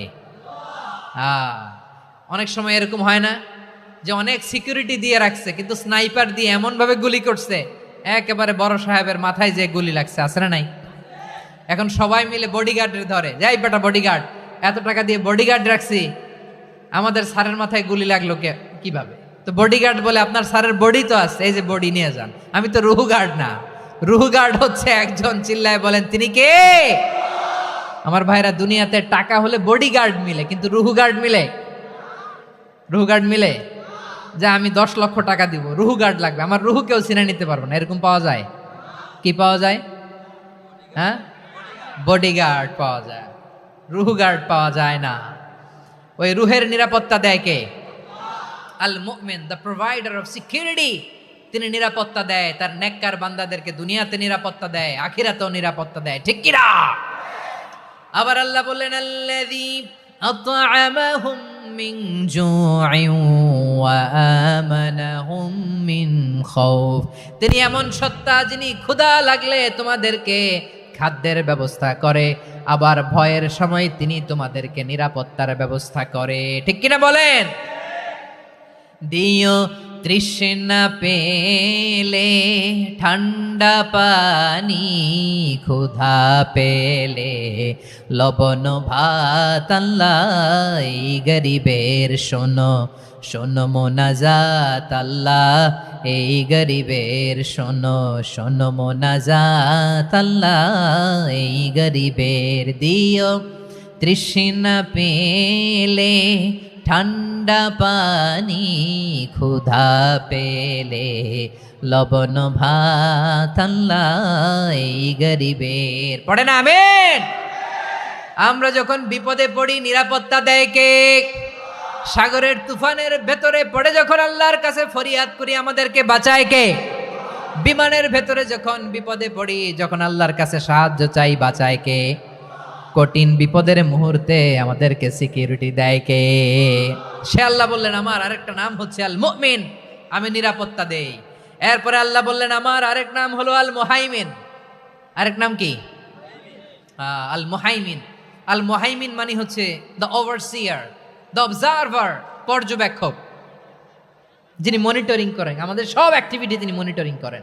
কোনোভাবে তার চোখকে ফাঁকি দেয়া যায় না। আল্লাহর চোখ ফাঁকি দেয়া যায়? আচ্ছা, আওয়াজ করে বলেন তো, পুলিশ ভাইদের চোখ, পুলিশের চোখ মাঝে মাঝে ফাঁকি দেয়া যায় কি যায় না? সেনাবাহিনীর চোখ, র্যাবের চোখ, ইনকাম ট্যাক্স অফিসারের চোখ, দুর্নীতি দমন কমিশনারের চোখ, কিন্তু আল্লাহর চোখ? আল্লাহর চোখকে কশ্চিনকালেও কখনো ফাঁকি দেয়া যাবে? যেখানেই যান, ঘরের ভেতরে ঢুকে জানলা লাগিয়ে দরজাটা লক করে যদি অন্যায় করেন, পাপ করেন, দুনিয়ার কোনো চোখ দেখে নাই, দেখেছে কে? পর্দার আড়ালে যে যদি পাপ করেন, দেখে নাই, দেখেছে কে? গহীন সাগর তলে ঢুকেও যদি অন্যায় করেন, কেউ দেখে না, সেটা দেখেন কে? আপনি কি ভাবছেন আটলান্টিক মহাসাগরের ভিতরে চলে গেলে তার আল্লাহ দেখবে না?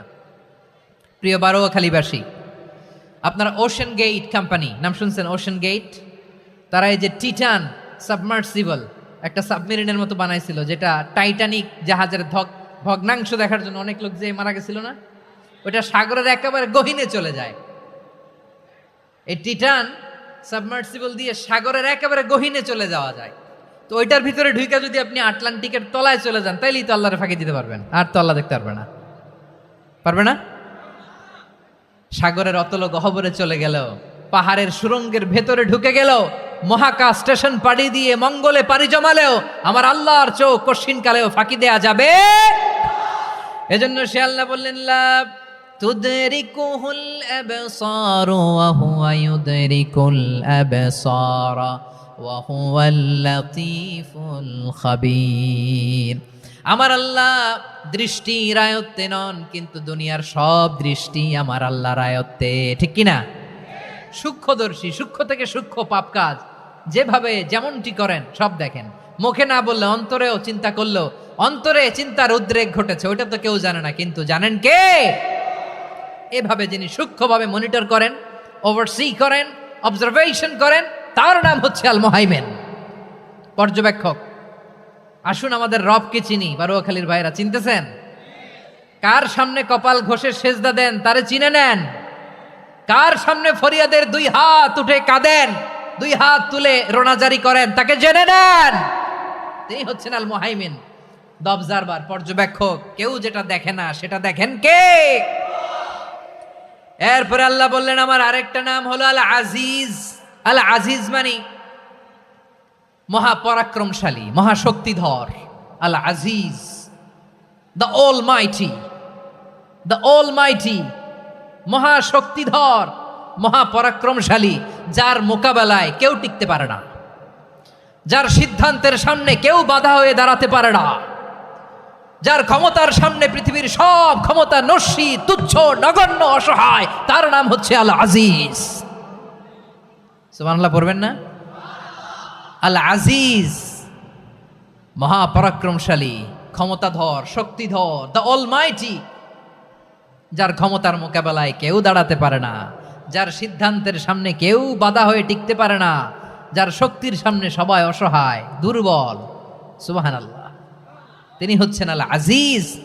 আল্লাহ বলেন আল্লাযী খালাকাল মাউতা ওয়াল হায়াতা লিয়াবলুয়াকুম আইয়ুকুম আহসানু আমালা ওয়া হুয়াল আজিজুল গফুর। তিনি এমন সত্তা যিনি জীবন তৈরি করেছেন, মরণ তৈরি করেছেন, যাতে করে পরীক্ষা নিতে পারেন তোমরা কে কর্মে সেরা। তিনি হলেন আল আজিজ আল গফুর। তিনি ক্ষমাশীল, আবার তিনি শক্তিধর। তার শক্তির সামনে কেউ টিকতে পারে? আমরা পৃথিবীর সব দেশের মিলিটারি ব্যাটালিয়ন নিয়ে যদি আল্লাহর সামনে দাঁড়াই, তাহলে তো আর আল্লাহ পারবে না নাকি? হ্যাঁ, পৃথিবীর সবচাইতে শক্তিশালী সেনাবাহিনী কোন দেশের জানেন? হ্যাঁ, আমেরিকার সেনাবাহিনী, তারপরে রাশিয়ার সেনাবাহিনী, চীনের সেনাবাহিনী, সব সেনাবাহিনী, নৌবাহিনী, বিমান বাহিনী যত আছে সব নিয়ে যদি আল্লাহর সামনে দাঁড়াই, পারবে তখন আল্লাহ আমাদের সাথে? হ্যাঁ, তার সামনে কোনো ক্ষমতা টিকতে পারে না, তার সামনে কেউ বাধা হয়ে দাঁড়াতে পারে না, তার সামনে গোটা বিশ্ব মুখ থুবড়ে থাকে, অসহায়। তার নাম হচ্ছে আল আজিজ। চিল্লায় পড়েন সুবহানাল্লাহ। এরপরে আল্লাহ বললেন আমি হলাম আল জাব্বার। জাব্বার মানে দুর্দণ্ড, প্রতাপশালী, দ্য ডমিনেন্ট, যিনি সবাইকে বশ মানাতে পারেন, সবাইকে অনুগত করতে পারেন, যিনি সবাইকে পূর্ণ নিয়ন্ত্রণ করতে পারেন, তার নাম হচ্ছে আল জাব্বার। আল্লাহ বলেন হুয়াল কাহিরু ফাওকা ইবাদিহি ওয়া হুয়াল হাকীমুল খাবীর। কাহিরু ফাওকা ইবাদি, তিনি বান্দাদের উপর কাহের, একচ্ছত্র নিয়ন্ত্রণকারী। তিনি যেমন চান তেমন ভাবে বশ মানাতে পারেন সবাইকে। তিনি হচ্ছেন আল জাব্বার। তিনি কি? বিশ্বনবী ফরমান ইয়াখুদুল জাব্বারু ইয়াউমাল কিয়ামাতি সামাওয়াতিহি ওয়া আরদাহু বিয়াদিহি। রব্বুল আলামিন কিয়ামতের দিন 7 আসমান 7 জমিন হাতের মুঠোয় নিয়ে এরকম ধরবেন। সুবহানাল্লাহ পড়েন। 7 আকাশ 7 জমিন আল্লাহর হাতের মুঠোয়। আমি যেরকম হাতের মুঠা করছি এরকম নাকি? না, যেমনটি আল্লাহর শানে খাটে ঠিক তেমন। সুবহানাল্লাহ বলেন। আল্লাহর সাথে কারো তুলনা হয়? তাহলে বলেন তো আল্লাহ দেখতে কার মতো? আওয়াজ করে বলেন আল্লাহ আল্লাহর মতো। আল্লাহ কার মতো? ওয়ালাম ইয়াকুল্লাহু কুফুয়ান আহাদ, তার মতো কেউ নাই। তাহলে তিনি কার মতো? তার মতো। আওয়াজ করে বলেন বারুয়াখালী, তিনি কার মতো? তার মতো। আল্লাহ তাআলা 7 আকাশ 7 জমিনকে হাতের মুঠোয় নিবেন, মুঠোয় নিয়ে বলবেন আনাল জাব্বার। আরে আমি তো জাব্বার, আইনাল জাব্বারুন। দুনিয়ার স্বৈরাচারীগুলো আজকে কোথায়? দুনিয়ার জালিমগুলো কোথায়? দুনিয়ার অত্যাচারী বাদশাগুলো আজকে কোথায়? আল্লাহ বলবেন আমি তো জাব্বার। দুনিয়াতে যারা জাব্বার বলে নিজেদের দাবি করতো, স্বৈরাচার, ডিক্টেটর, জালিম, অত্যাচারী, আজকে তোরা কোথায়? কোথায়? কোনো আওয়াজ নাই, কোনো খাওয়া নাই, ওই দিন কোনো টু শব্দ নাই। ওই দিন ক্ষমতা হবে এক সত্তার। চিল্লায় বলো তিনি কে? এজন্য আল্লাহ বললেন আমি হলাম জাব্বার। এরপরে আল্লাহ বললেন আমি হলাম মুতাকাব্বির। আমি কি? মুতাকাব্বির মানে হচ্ছে দ্য সুপিরিয়র। সুপিরিয়র, যার চেয়ে বড় কেউ নাই, তিনি সবচেয়ে বড়। এই জন্য নামাজে প্রত্যেক রুকুতে সেজদায় আমরা সবাই বলি আল্লাহ আপনি সবচেয়ে বড়, ইউ আর দ্য গ্রেটেস্ট। আমরা বলি আল্লাহু আকবার। আমরা কি বলি? আওয়াজ করে বলেন আমরা কি বলি? কি বলে নামাজ শুরু করি বলেন তো? আওয়াজ করে সবাই পড়েন আল্লাহু আকবার। মানে আল্লাহ সবচেয়ে বড়। আল্লাহু আকবার মানে কি? আল্লাহ সবচেয়ে মহান, সবচেয়ে বড়। বলেন তো আল্লাহর চাইতে বড় কোনো সত্তা এই মহাবিশ্বে দ্বিতীয় কেউ আছে? এজন্য আল্লাহ বলেন আমি হলাম আল মুতাকাব্বির, প্রকৃত গর্ব অহংকারের মালিক। আসল গর্ব, বীরত্ব, অহংকারের মালিক কে? আল্লাহ ছাড়া আর কারো অহংকার সাজে না। আমাদের অহংকার সাজে? অহংকার সাজে না। আল্লাহ বলে আল কিবরিয়া উরিদাই, অহংকার আমি আল্লাহর চাদর। ওয়ালা আযামাতু ইজারি, বরত্ব আমি আল্লাহর লুঙ্গি। যে অহংকার করে ওই বেয়াদব কেমন যেন আমি আল্লাহর চাদর ধরে টান মারে, আর যে আমি আল্লাহর চাদর ধরে টান মারার স্পর্ধা করে আলকাইতুহু ফিন্নার ফালা উবালি, ওরা আমি জাহান্নামে নিক্ষেপ করবো, আই ডোন্ট কেয়ার, ওরা আমি জাহান্নামে ফেলি। কারণ অহংকার এটা মানুষের সাজে না, এটা সাজে কার? তিনি হচ্ছেন আল মুতাকাব্বির। আল্লাহ ডেকে বলে গোলাম কেমন করে তোর বরত্ব সাজে, অহংকার সাজে? হাল আতা আলাল ইনসানি হিনুম মিনাদ দাহরি লাম ইয়াকুন শাইআম মাযকুরা, মানুষের এমন একটা সময় ছিল সে মানুষের উল্লেখ করার মতো তার জীবনে কিছুই ছিল না। আমাদের জীবনে একটা সময় ছিল উল্লেখ করার মতো আমরা কিছুই ছিলাম না। বলেন তো আমাদের মায়ের পেটে যখন আমরা ছিলাম প্রথম আমাদের সাইজ এত ছোট ছিল, এক ফোঁটা পানি, নাপাক পানি, মাইক্রোস্কোপ দিয়েও তো আপনার হদিস খুঁজে পাওয়া যায় না। তা আপনার অহংকার আসে কোত্থেকে? আপনার বাবার পিঠ থেকে যখন মায়ের জরায়ুর ভেতরে যে আপনি পড়লেন, আপনি এত তুচ্ছ, আমরা এত তুচ্ছ নগণ্য ছিলাম, মাইক্রোস্কোপ দিয়েও আমাকে খুঁজে পাওয়া যায় না, সেই আমি অহংকার করি। মায়ের পেটে 8 মাস 9 মাস তিলে তিলে আমাকে বড় হওয়ার তৌফিক দিলেন কে?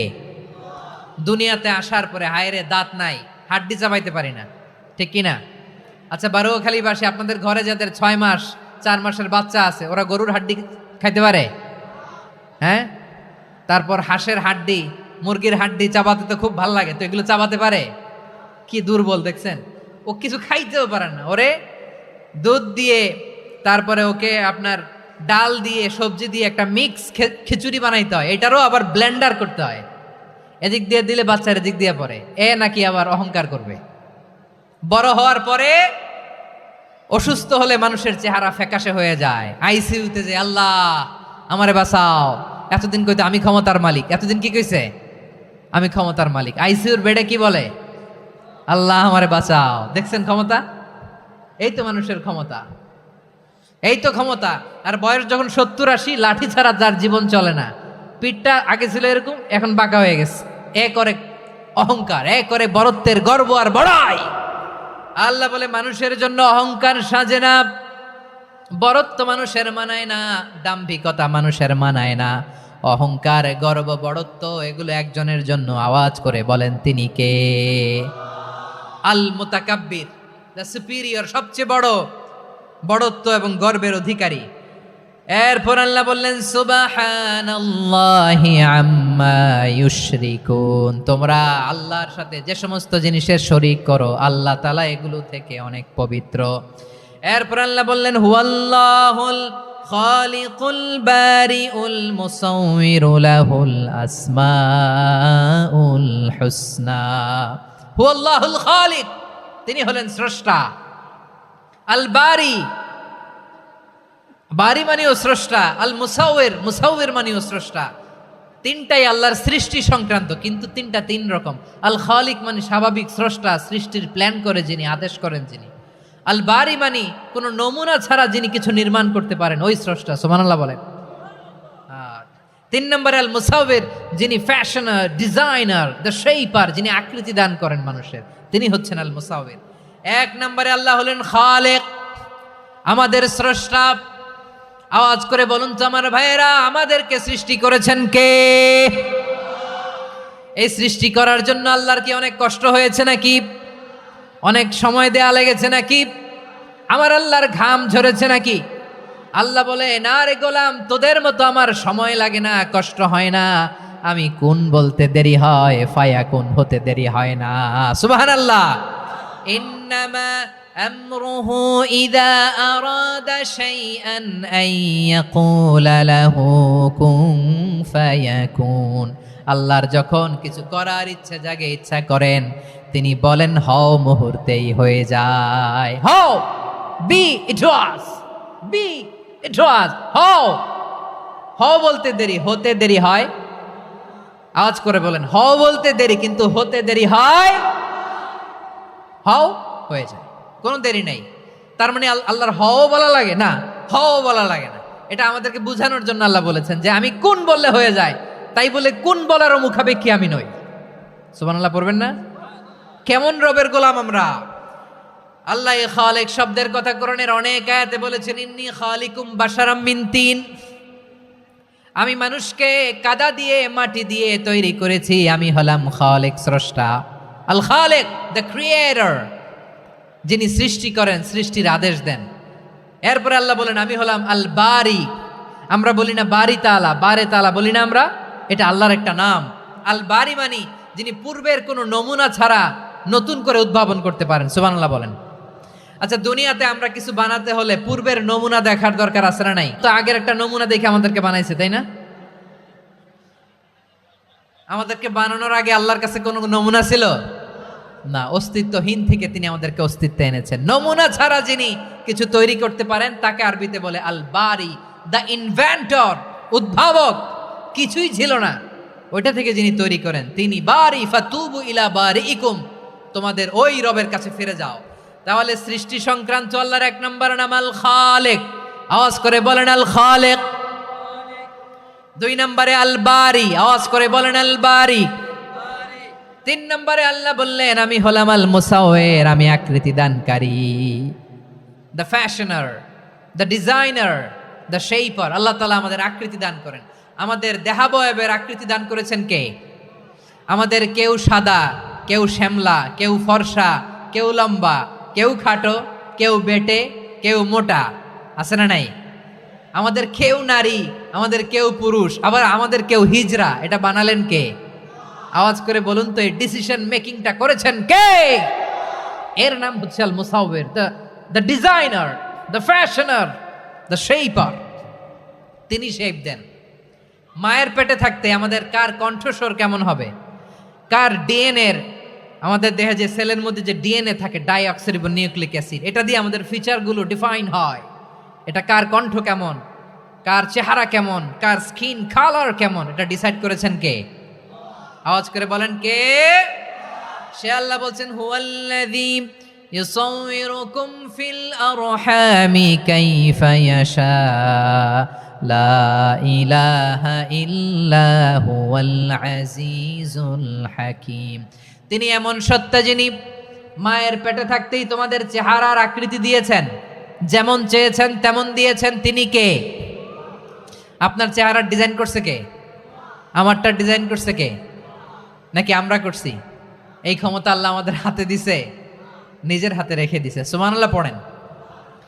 আবার সূরা ইনফিতারে আল্লাহ বলছেন আল্লাযী খালাকাকা ফাসাওয়াকা ফাআদালাকা ফি আইয়ি সূরাতিন মা শাআ রাক্কাবাক। তিনি এমন সত্তা যিনি তোমাদের সৃষ্টি করেছেন, এই সৃষ্টিকে সুবিন্যস্ত করেছেন, সুষম করেছেন, যেমন চেয়েছেন তেমন আকৃতিতে তোমাদেরকে তিনি দুনিয়ায় পাঠিয়েছেন। সুবহানাল্লাহ। তাহলে আকৃতি দান করেন কে? আল্লাহর এই নামটা হচ্ছে আল মুসাওয়ির, মানে আকৃতি দানকারী। প্রিয় ভাইয়েরা, আকৃতি দেওয়া আমাদের কাজ না, আকৃতি দেন আল্লাহ। এজন্য কারো আকৃতি নিয়ে কখনো বাজে মন্তব্য করা যাবে? আমার বড়ুয়াখালীর ভাইয়েরা আওয়াজ করে আমার সাথে বলুন, কারো আকৃতি নিয়ে বাজে মন্তব্য করবেন? কমেন্টে সরাসরি কাউরে বলবেন তুই লম্বুর ঘরের লম্বু, তুই মোটুর ঘরের মোটু, তুই চিকনার ঘরের চিকনা, তোর নাক চ্যাপটা, তুই খাটো, তুই এইটা সেইটা বলবেন? কথা কয় না, বলবেন? কারো আকৃতি নিয়ে ব্যঙ্গ করা যাবে? এটার ইংরেজিতে বলে বডি শেমিং। কি বলে? Body shaming. এটা হারাম।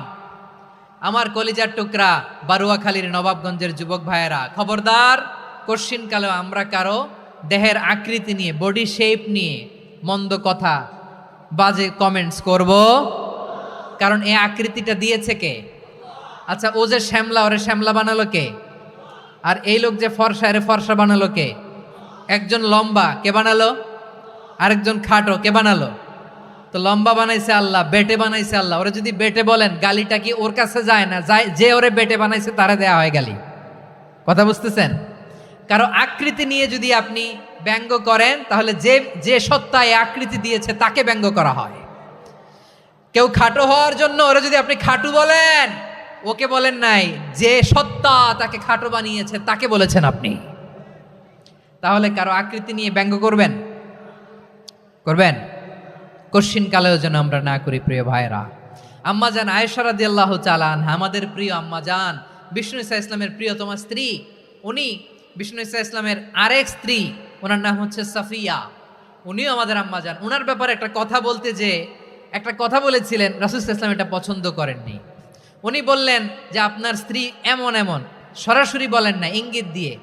নারীদের মধ্যে মানবিক কারণে জেলাসি একটু থাকে, এটা স্বাভাবিক।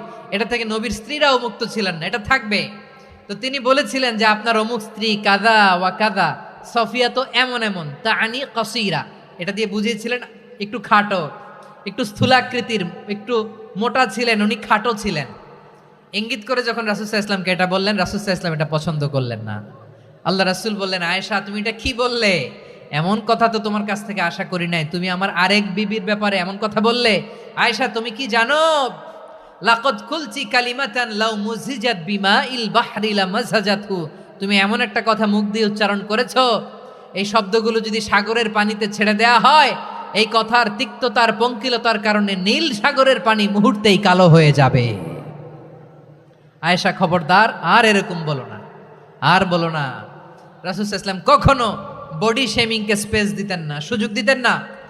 আল্লাহ নবী সাল্লাল্লাহু আলাইহি ওয়াসাল্লামের এক সাহাবী আব্দুল্লাহ ইবনে মাসউদ রাদিয়াল্লাহু তাআলা আনহু, ওনার পাগুলো ছিল খুব সরু আকৃতির, কৃশ বর্ণের, চিকন।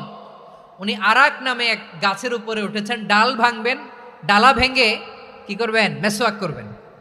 তো বাতাসের ঝাপটায় ওনার লুঙ্গি একটু সরে গেল, নিচ থেকে লোকেরা ওনার ওই চিকন পা দেখে ফেললো। দেখে সবাই হেসে কুটি কুটি হাসতেছে সবাই। বিষ্ণু সাল্লাল্লাহু আলাইহি ওয়াসাল্লাম বললেন, হাসলা কেন? সব সাহাবারা বলে, ইবনে মাসুদের পা দেখে হাসছি। রাসূল সাল্লাল্লাহু আলাইহি ওয়াসাল্লাম বলেন, আমার আব্দুল্লাহ ইবনে মাসুদের পা দেখে তোমরা এরকম হাসলা, তার আকৃতি নিয়ে তোমরা এরকম করলা, তোমরা কি জানো?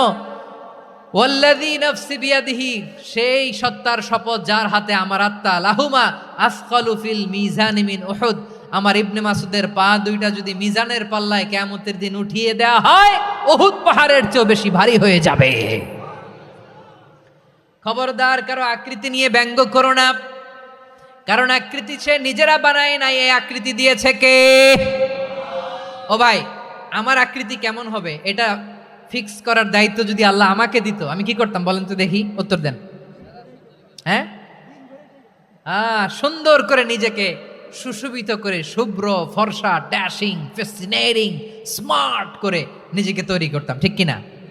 কোন নারীকে যদি তার চেহারা, রং, গড়ন, অবয়ব, দেহাবয়ব, আকৃতি, শেপ কেমন হবে এটা ফিক্স করার দায়িত্ব যদি আল্লাহ তাকেই দিয়ে দিতেন, সে নিজেকে সবচেয়ে সুন্দরী, সবচেয়ে রূপবতী করে তৈরি করতো, ঠিক কিনা? তো এটা আল্লাহ তাআলা দেন নাই, এটা পরীক্ষা হিসেবে রেখে দিয়েছেন। আল্লাহ কাউকে ফর্সা বানিয়েছেন, এটা তার জন্য পরীক্ষা। কাউকে আল্লাহ শ্যামবর্ণের বানিয়েছেন, এটা তার জন্য পরীক্ষা। কাউকে আল্লাহ নারী বানিয়েছেন, এটা পরীক্ষা। কাউকে পুরুষ বানিয়েছেন, এটাও পরীক্ষা। চিল্লায় বলেন আল্লাহু আকবার। সে আল্লাহ বললেন, গোলাম আমি হলাম মুসাওয়ের, আকৃতি দানকারী, the fashioner, the shaper, the designer. এজন্য কারো চেহারা নিয়ে আজকে থেকে আমরা আর কোনো বাজে মন্তব্য করব মনে থাকবে। আমার মায়েরা, বোনেরা, মহিলা প্যান্ডেলে যারা শুনেছেন, আপনারাও আপনার কোনো বোনকে কখনো তার চেহারা নিয়ে, আকৃতি নিয়ে কটু কথা বলতে পারবেন? আল্লাহ আমাদেরকে যাকে যেরকম বানিয়েছে এতেই আমরা হ্যাপি, ঠিক কিনা? অন্যেরটাও বলতে পারবেন না, নিজেরটাও পারবেন না। হায় রে আমি এত কালা কেন, হায় রে আমি এত খাটো কেন, হায় রে আমি এত, এগুলো বলা যাবে? এটা আমাদের একটা বড় আকীদার সাথে কন্ট্রাডিক্ট করে। সেটা হচ্ছে আর রিদা বিল কাদা, বিশ্বাসীরা আল্লাহ যেটা আমাদের জন্য কাদা ফয়সালা করেছেন এটাতেই রাদি থাকে, সন্তুষ্ট থাকে, ঠিক কিনা বলেন? আর যদি আপনি কমপ্লেইন করেন তাহলে আপনার অসন্তোষ আপনি প্রকাশ করলেন। নারী হয়ে আপনি খুশি হবেন, আপনি পুরুষ তো এতেই খুশি হবেন। এখন পশ্চিমা বিশ্ব থেকে একটা রোগ বেরোইছে, এটার জেন্ডার ডিসফোরিয়া বলে। নারী হয়ে সে খুশি না, সে পুরুষ হতে চায়, এরকম আছে না নাই? পুরুষ, দিব্যি পুরুষ, সুস্থ পুরুষ, পুরুষ হয়ে হ্যাপি না, সে নারী হতে চায়। শরীফ হতে শরীফার গল্প আপনারা শোনেন নাই? এগুলোর সাথে ইসলামের কোনো সম্পর্ক। তাহলে আমাদের আকৃতি দেয় কে? চিল্লায় বলেন। আমার শেপ কিরকম, নিজের শেপ নিয়ে কমপ্লেন করবেন? অন্যের বডি শেপ নিয়ে আর কোনোদিন বডি শেমিং করবেন? যদি করেন, গালিটা কি তাকে দেয়া হলো নাকি আমার রবকে দেয়া হলো? এরপরে আল্লাহ বললেন লাহুল আসমাউল হুসনা, 14টা 13টা বলে ফেলছে আর একটা। আল্লাহর এরকম অনেক সুন্দর সুন্দর নাম আছে। ইউসাব্বিহু লাহু মা ফিস সামাওয়াতি ওয়াল আরদি ওয়া হুয়াল আজিজুল হাকীম। আকাশ জমিনে যা কিছু আছে সব কিছু তাসবিহ পড়ে একজনের, তিনি কে? সাব্বাহা লিল্লাহি মা ফিস সামাওয়াতি ওয়াল আরদি ওয়া হুয়াল আজিজুল হাকীম। আকাশে জমিনে যেখানেই যেটা থাক না, তাসবিহ পড়ে কার? জিকির করে কার? কিন্তু এই জিকিরের ভাষা আমরা বুঝি না। আপনারা কি জানেন এই যে মাউন্ট এভারেস্ট, এটাও জিকির করে কার? আমাদের বান্দরবানের যে চিম্বুক পাহাড়, জিকির করে কার? আমাদের ময়মনসিংহের গারো পাহাড়, জিকির করে কার? এই যে বারুয়াখালীর বিশাল বিশাল গাছগুলো, বৃক্ষরাজি, এগুলো জিকির করে কার? সাগরের অতল গহ্বরে মৎস্যকুল, জিকির করে কার? আকাশে ভেসে বেড়ানো পাখিগুলো, জিকির করে কার? পাখিরা যায় উড়ে যায় আকাশের ওই নীলিমায়, নদীরা যায় ছুটে যায় সাগরের ওই মোহনায়। পাখ পাখালি আর সাগরে নদী, পাখ পাখালি আর সাগরে নদী, কার গুণগান গায়? আল্লাহু আল্লাহ আল্লাহু আল্লাহ, আল্লাহর গুণগান গায়। সবাই পড়েন আল্লাহু আল্লাহ আল্লাহু আল্লাহ, আল্লাহর গুণগান গায়। সুবহানাল্লাহ পড়েন। চোখে আমরা যা দেখি সব গুণগান গায় কার?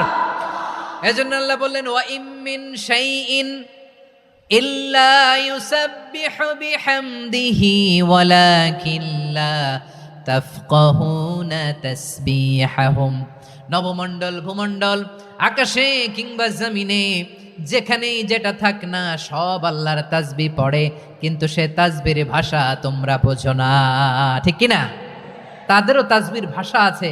পাখিগুলো তাদের ভাষায় আল্লাহর জিকির করে, পাহাড় তাদের ভাষায় আল্লাহর জিকির করে, সাগরগুলো জলোচ্ছ্বাসের ঢেউয়ের তালে তালে আল্লাহর জিকির করে। সুবহানাল্লাহ পড়েন। সে আল্লাহ বললেন ইউসাব্বিহু লাহু মা ফিস সামাওয়াতি ওয়াল আরদি, আকাশে যা আছে তাও আল্লাহর তাসবিহ পড়ে, জমিনে যা আছে তাও আল্লাহর তাসবিহ পড়ে। ওয়া হুয়াল আজিজুল হাকীম, তিনি হলেন আজিজ, মহাপরাক্রমশালী, প্রজ্ঞাময়। আল আজিজ এই ব্যাখ্যা আগে করেছি।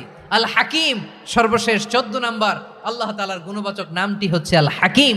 আল হাকিম মানে হচ্ছে প্রজ্ঞাময়, the wise, the all wise. আল্লাহর সব কাজে প্রজ্ঞা আছে না নাই? আল্লাহর চিন্তা, আল্লাহর আদেশ, আল্লাহর সৃষ্টি সব কিছু প্রজ্ঞায় পরিপূর্ণ। সুবহানাল্লাহ। কারণ তিনি আল হাকিম। আরবিতে বলে ফিআলুল হাকিমি লা ইয়াখলু আনিল হিকমা, হাকিমের কোনো কাজ হিকমত থেকে শূন্য নয়। আল্লাহ যাই বলে এর মধ্যে হিকমত আছে না নাই? আল্লাহর এই কোরআনের ভেতরেও হিকমত আছে না নাই? আল্লাহর কালামের প্রতিটি বাণী, প্রতিটি বাক্য, প্রতিটি শব্দের ভেতরে প্রজ্ঞা লুকিয়ে রেখেছে কে? আল্লাহর সৃষ্টির ভেতরেও প্রজ্ঞা আছে না নাই? অনেক কিছু আল্লাহ তৈরি করেছে, আমাদের মাথায় প্রশ্ন জাগে, হায় হায় এটা কেন আল্লাহ তৈরি করলো? এটার ভেতরেও রহস্য আছে না নাই?